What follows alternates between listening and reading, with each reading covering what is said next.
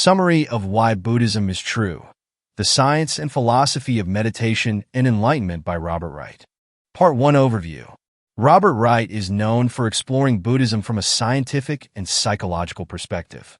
In a book titled Why Buddhism is True, he likely argues that many core Buddhist teachings align with modern scientific findings about the human mind and well-being. The overview of such a book might touch on concepts like 1. The nature of suffering and its root causes. 2. How our minds create distorted perceptions of reality. 3. The benefits of mindfulness and meditation. 4. How Buddhist practices can lead to greater happiness and fulfillment. A narrative exploration of these ideas might go something like this. Imagine a person named Sarah, who often feels stressed and unsatisfied with her life. She has a good job, a loving family, and many comforts. Yet she frequently experiences anxiety and a sense that something is missing. Sarah discovers meditation and begins to explore Buddhist concepts. As she practices mindfulness, she starts to notice how her mind constantly generates thoughts and emotions, many of which create unnecessary suffering. She observes her tendency to dwell on past mistakes or worry about future problems, realizing how these mental habits rob her of peace in the present moment. Through consistent practice, Sarah begins to see the world more clearly. She notices how her perceptions are often colored by her own biases and expectations.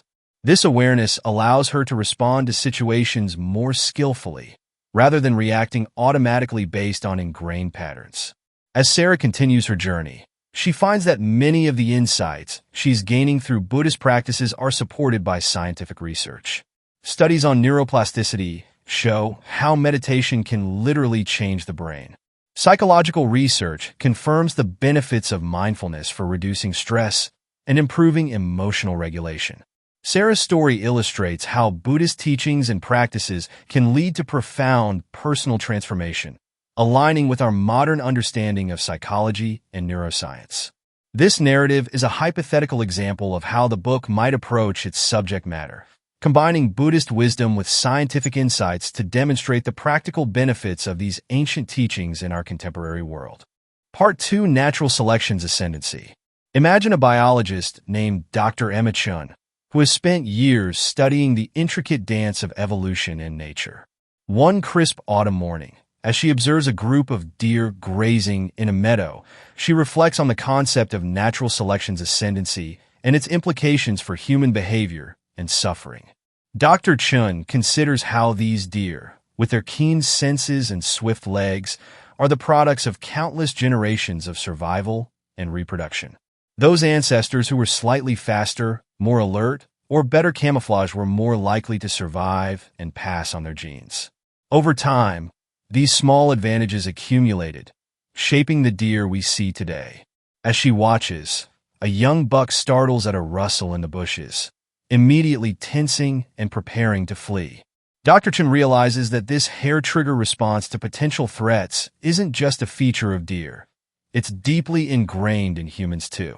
Our ancestors who were quick to react to danger were more likely to survive and reproduce, passing on their genes and neural circuitry to future generations.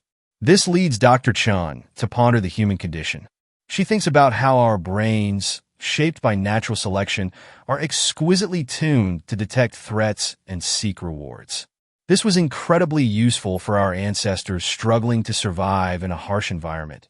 But in our modern world, it often leads to unnecessary anxiety and craving. She recalls a conversation with her friend Sarah, who had recently started practicing meditation. Sarah described how she'd become more aware of her own thought patterns, noticing how her mind constantly scanned for problems or dwelled on past mistakes. Through mindfulness practice, Sarah was learning to observe these thoughts without getting caught up in them. Dr. Chun realizes that this is where Buddhist insights intersect with evolutionary biology.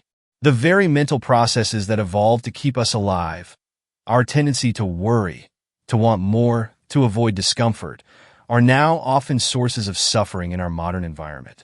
Buddhism, with its emphasis on mindfulness and non-attachment, offers tools to work with these evolutionarily shaped minds.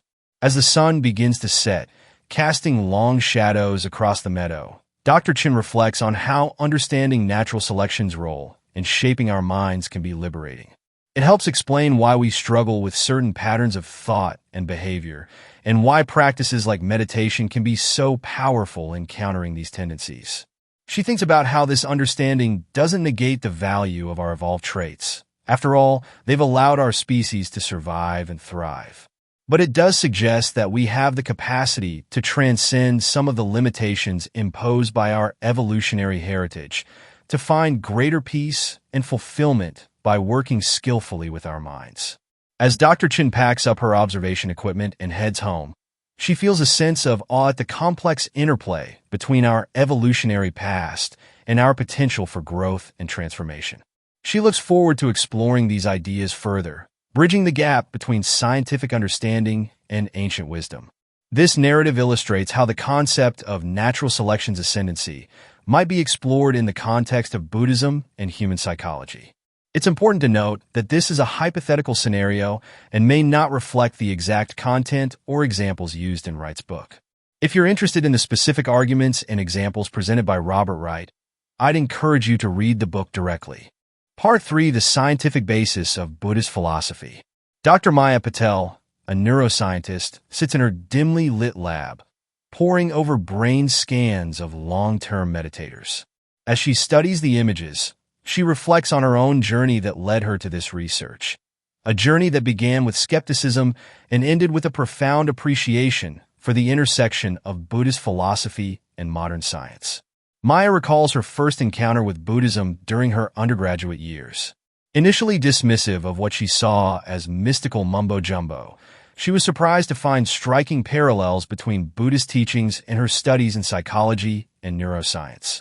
One particular memory stands out: a lecture on the nature of consciousness. The professor had discussed how our perception of a unified, consistent self is largely an illusion, a concept that echoed the Buddhist notion of anatta, or no self. Maya remembers feeling a jolt of recognition, realizing that ancient Buddhist wisdom had anticipated findings that modern neuroscience was only beginning to uncover. As her career progressed, Maya found herself drawn more and more to studying the effects of meditation on the brain. She thinks about her current research project, examining how mindfulness practices can literally reshape neural pathways, increasing gray matter density in regions associated with learning, memory, and emotional regulation. Maya smiles as she remembers a conversation with her colleague, Dr. James Chun, a physicist turned cognitive scientist. James had shared his fascination with how Buddhist ideas about the impermanence of all phenomena aligned with quantum physics revelations about the fundamentally dynamic nature of reality. It's as if these ancient meditators were proto-scientists, James had mused, using their own minds as laboratories to investigate the nature of reality. As she continues to analyze the brain scans, Maya reflects on other areas where scientific findings have supported Buddhist insights.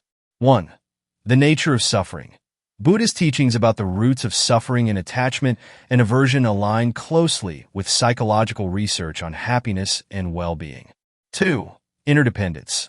The Buddhist concept of dependent origination finds echoes in ecology and systems theory, which emphasize the interconnectedness of all things. 3. Neuroplasticity. The Buddhist emphasis on mental training is supported by neuroscientific discoveries about the brain's ability to change and adapt throughout life. For cognitive biases, Buddhist teachings about the distortions in our perception of reality are increasingly backed by cognitive psychology research on various cognitive biases and heuristics. Maya's reverie is interrupted by a knock on her lab door. It's her graduate student, Aisha, excited to share some preliminary results from their latest study on compassion meditation. As they discuss the findings, which suggest that regular compassion practice can increase empathetic responses and prosocial behavior, Maya feels a sense of awe at how ancient wisdom and modern science are converging. She thinks about the potential implications of this research, not just for the scientific community, but for society at large. Could these findings help develop more effective treatments for mental health issues? Could they inform educational practices to foster greater emotional intelligence and well-being? As the day winds down and Maya prepares to leave the lab, she reflects on her own practice of mindfulness meditation. She realizes that her scientific work has not only validated Buddhist teachings, but has also deepened her personal appreciation for these practices. Walking out into the cool evening air, Maya feels a profound sense of gratitude.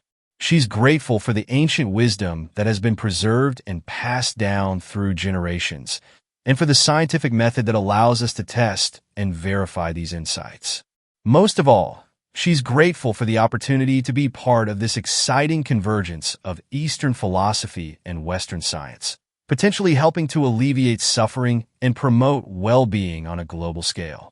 This narrative illustrates how the scientific basis of Buddhist philosophy might be explored, highlighting the convergence of ancient wisdom and modern scientific discoveries.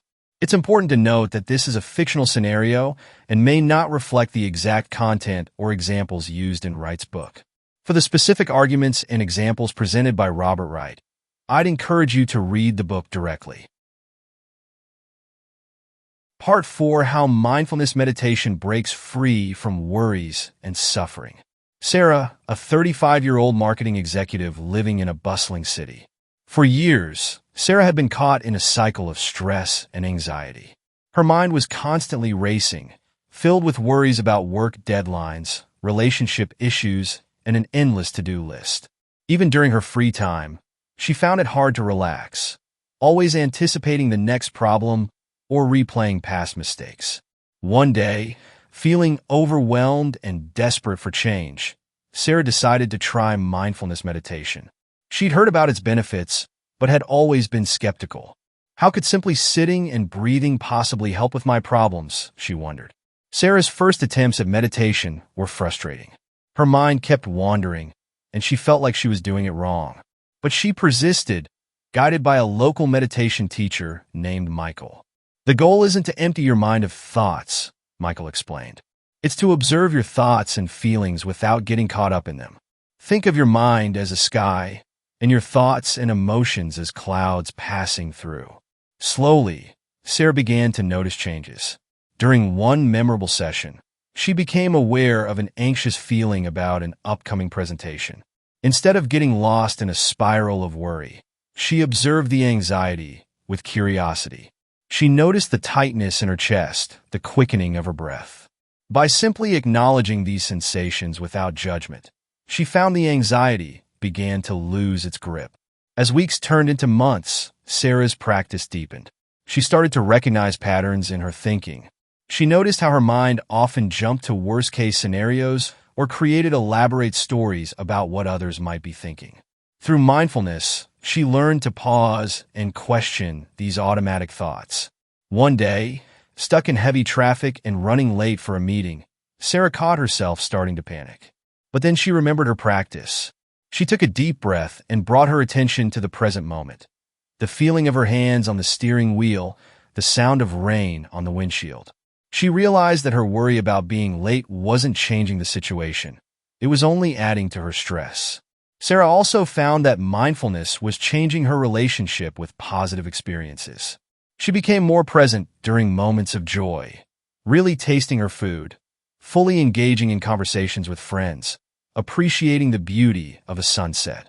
She realized that much of her previous suffering came from either dwelling on the past or anxiously anticipating the future, missing out on the richness of the present moment. Perhaps the most profound shift came in how Sarah related to her own thoughts and emotions. She began to see that she wasn't her thoughts. She was the awareness observing those thoughts. This created a sense of spaciousness and freedom.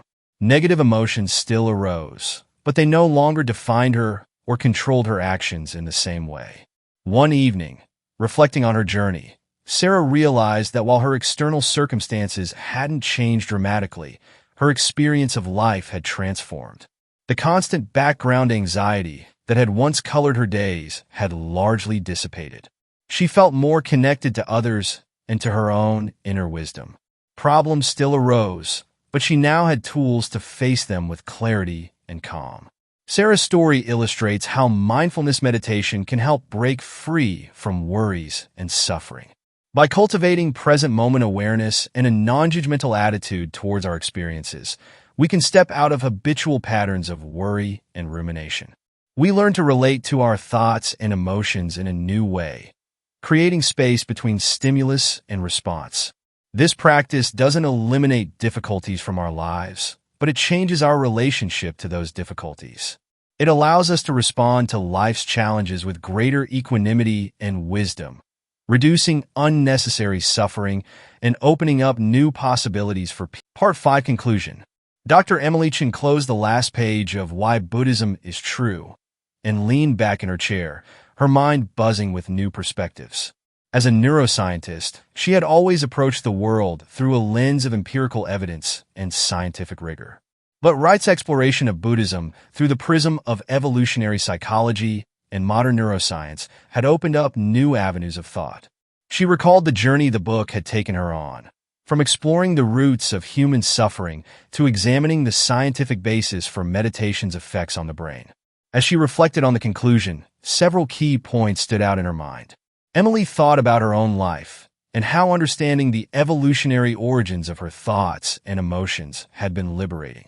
She remembered a recent incident where she had felt a flash of jealousy seeing a colleague's success.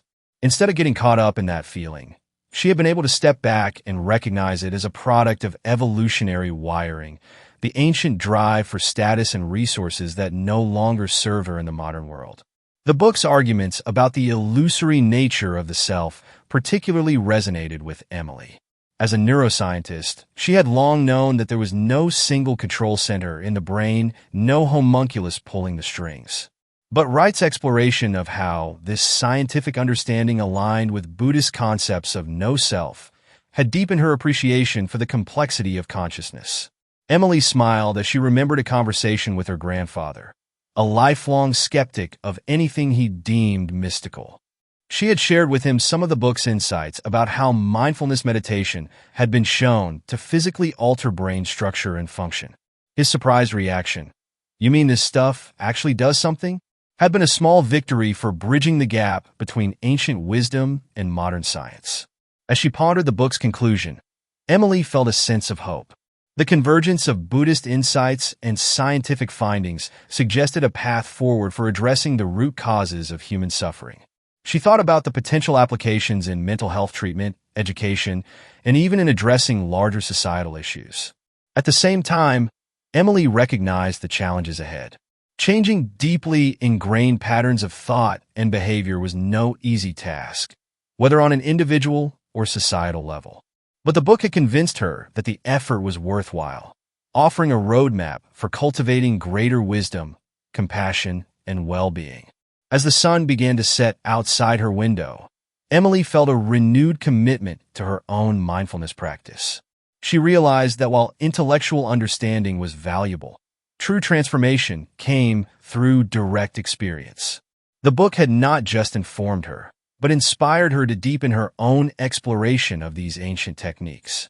Emily stood up and stretched, feeling a sense of excitement about the future. She saw the potential for a world where the insights of Buddhism, validated by science, could help address the root causes of suffering and lead to greater human flourishing. It wasn't a utopian vision.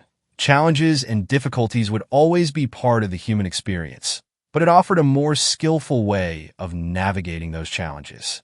As she prepared for her evening meditation, Emily reflected on perhaps the most important takeaway from the book: the recognition that happiness and fulfillment don't come from changing our external circumstances, but from changing our relationship to our experiences.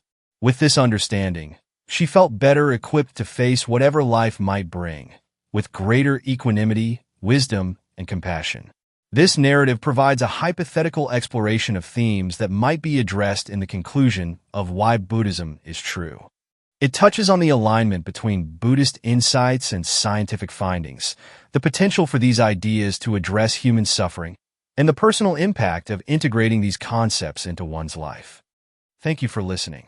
I hope this content is useful to you. If you like this kind of content, please like, share, and subscribe to our channel to support our team.